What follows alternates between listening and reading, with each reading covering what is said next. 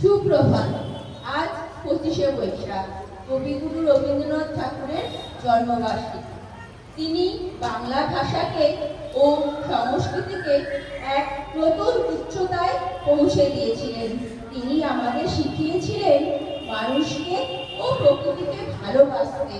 তিনি শান্তিনিকেতন প্রতিষ্ঠা করেছিলেন, যেখানে শিক্ষার সঙ্গে প্রকৃতির মিল ঘটানো হয়।